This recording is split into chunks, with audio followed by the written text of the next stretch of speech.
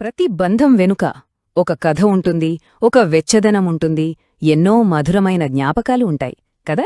సరే, ఆ జ్ఞాపకాల లోతుల్లోకి వెళ్తూ మన ఈ ప్రయాణాన్ని మొదలుపెడదాం. మనందరికీ గుర్తుండే ఉంటుంది, అసలు ఏ కారణం లేకుండా ఇద్దరూ కలిసి మనస్ఫూర్తిగా నవ్వుకున్న రోజులు. ఆ నవ్వులో ఎంత ప్రశాంతత, ఎంత ఆనందం దాగి ఉండేదో కదా.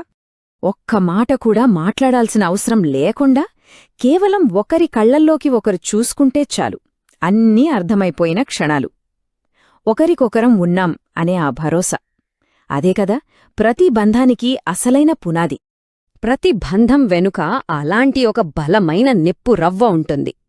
ఆ మనం అనే భావన మొదలైన ఆ క్షణాలను ఒక్కసారి గుర్తు చేసుకుందాం రండి.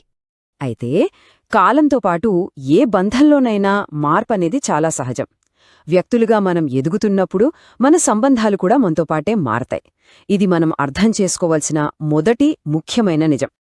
కాని కొన్నిసార్లు ఈ ఆధునిక జీవితంలోని ఒత్తిళ్లు మనల్ని నెమ్మదిగా వేర్వేరు దారులోకి నడిపిస్తాయి. ఇది చాలామందికి అనుభవమే. ఇంతకీ ఆ దూరం ఎందుకు పెరుగుతోందో ఒక్కసారి చూద్దాం. ఇది చాలామందిని వేధించే ప్రశ్న. మనసులో ప్రేమ అలాగే ఉంటుంది, కాని బయటకు మాత్రం ఏదో తెలియని దూరం. ఈ గందరగోళానికస్సలు కారణమేమై ఉంటుంది? కారణాలు మన చుట్టూనే ఉన్నాయి, చూస్తుండగానే. కెరీర్లో పరుగులు, కుటుంబ బాధ్యతలు, ఎప్పుడూ చేతిలో ఉండే ఈ డిజిటల్ ప్రపంచం, ఇవన్నీ కలిసి మన మధ్య నెమ్మదిగా ఒక అదృశ్యమైన గోడను కట్టేస్తాయి.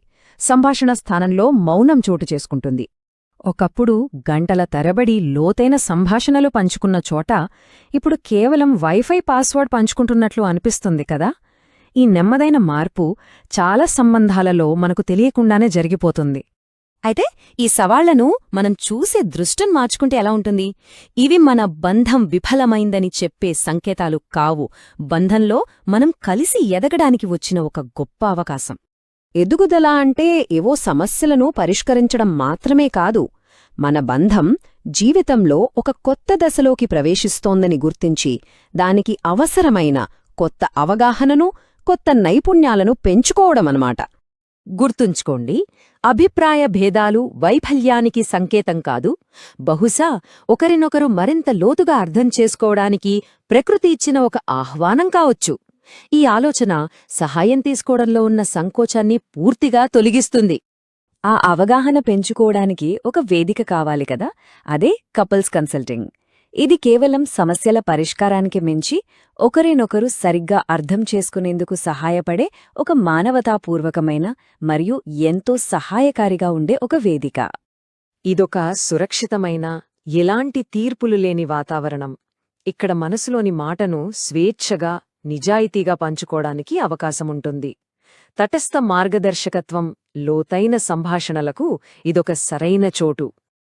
సరే, ఇక్కడ నుండి మన బంధాన్ని బలోపేతం చేసుకునే అసలైన ప్రయాణం మొదలవుతుంది. కలిసి ముందుకు సాగే మార్గాన్ని మళ్లీ కొత్తగా కనుక్కోవడమన్నమాట. ఇది కేవలం మాట్లాడటం గురించి మాత్రమే కాదు. ఒకరితో ఒకరు ఎలా మాట్లాడుకోవాలో నేర్చుకోవటం, సన్నగిల్లిన నమ్మకాన్ని మళ్లీ పునరుద్ధరించుకోవటం, ఇద్దరికీ నచ్చే ఉమ్మడి లక్ష్యాలను నిర్దేశించుకోవటం, అన్నిటికంటే ముఖ్యంగా ఆనందంగా గడపడానికి సమయాన్ని కేటాయించుకోవటం, ఇవన్నీ ఈ ప్రయాణంలో సాధ్యపడతాయి. ఈ ప్రయాణం యొక్క ముఖ్య ఉద్దేశం సమస్యలను పరిష్కరించడం మాత్రమే కాదు, మన బంధంలో ఇప్పటికీ ఉన్న బలాన్ని గుర్తించి దాన్ని మరింత మెరుగుపరచడం.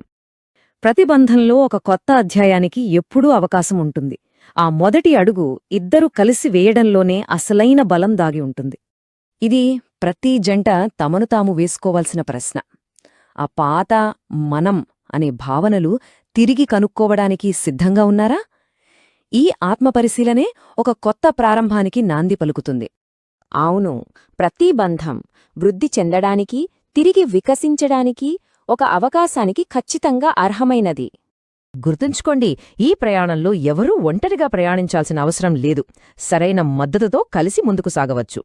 బంధానికి ఈ కొత్త అధ్యాయాన్ని అందించాలనుకుంటే ఆ ప్రయాణాన్ని ఈరోజే ప్రారంభించవచ్చు. మరిన్ని వివరాల కోసం స్క్రీన్పై ఉన్న నంబర్ను సంప్రదించగలరు.